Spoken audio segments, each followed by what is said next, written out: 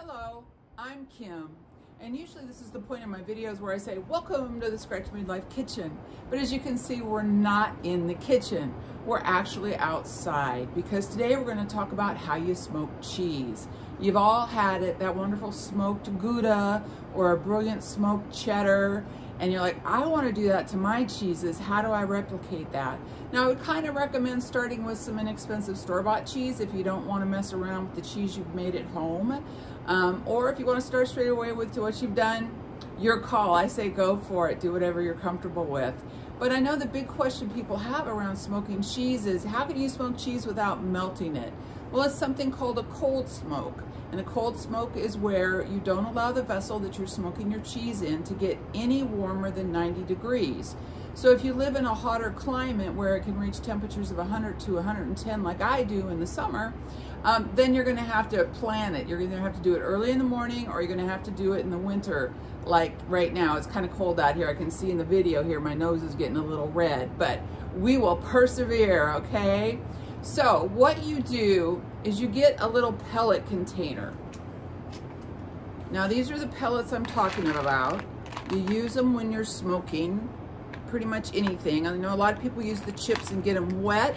I don't find that works as well when I'm doing the cold smoke for cheeses. It does well when it's got heat to keep the water warm and so forth. But these work great. A lot of them are instant light. That's what these are. Now this morning that didn't work so well, so I had to put some lighter fluid on it to get it started. Now if you have to do that, make sure you let it smoke for a good 20 to 25 minutes before you put your cheese in, because we do not want our cheese to taste like lighter fluid, right?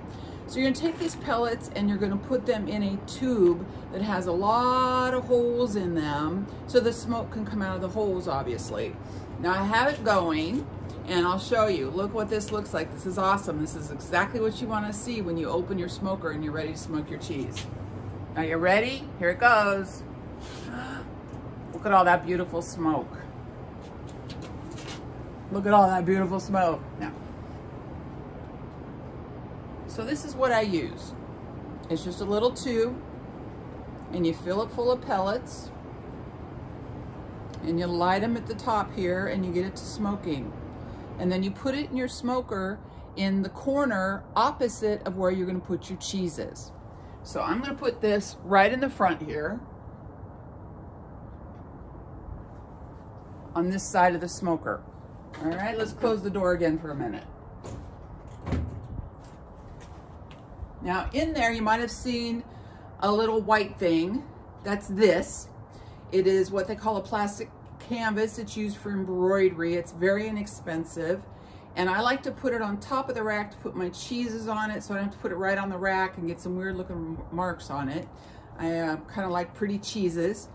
And you just put it on top. So put this on top of the rack, put your cheeses on top of this, and the smoke will come up through it. You'll get a nice even smoke. Now about halfway through your smoking time, which is going to be about 2 to 5 hours, and you'll watch it, and when you get the color on your cheese, you'll know you are where you want to be. You're going to turn them over, and you're going to flip them around. You're going to have them trade spaces. That way we get them as evenly smoked as possible. So yesterday, I smoked a couple cheeses. I smoked a Gouda and I smoked a cheddar.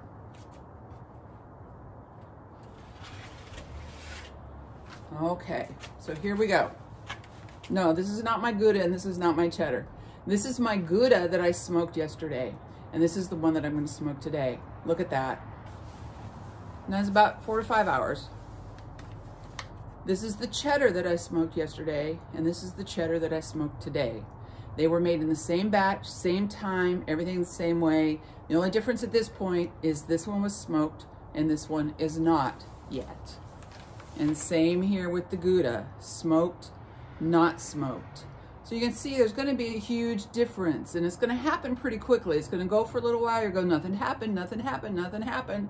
Then you're going to come back and look at it in about half an hour and go, oh my gosh. So just be patient with it, like everything else in cheese making. So what I'm going to do here, let's open this up and let's take our Gouda. And so the smoking tool is right there. I'm going to put this in the opposite corner in the back. You see that? Okay. And I'm going to do the same thing with my cheddar. Just like that. I'm going to close the door. And I'm going to let it smoke for a couple hours. I'm going to leave it alone. I'm not going to come and keep opening and looking, opening and looking, opening and looking, because all that beautiful smoke that builds up is going to get released. And then it's going to have to start over again, and it's going to take a little bit longer. So when it's a little colder outside, it's going to take a little longer to smoke. So let it go a couple hours to start with. If it's a little warmer outside, let it go an hour and then come and flip. So we're going to pretend it's been about 2 hours. And we're going to open our smoker. And then I'm just going to have them trade places. So I'm going to take the cheddar, I'm going to flip it over, and I'm going to put it in the back. Take my Gouda, flip it over, and put it right there. And there we go. That's all there is to smoking cheese. So remember, cold smoke, no warmer than 90 degrees. Take into account the outside temperature. You can use any kind of metal vessel that you want. You don't have to have a formal smoker. You don't have to have a barbecue.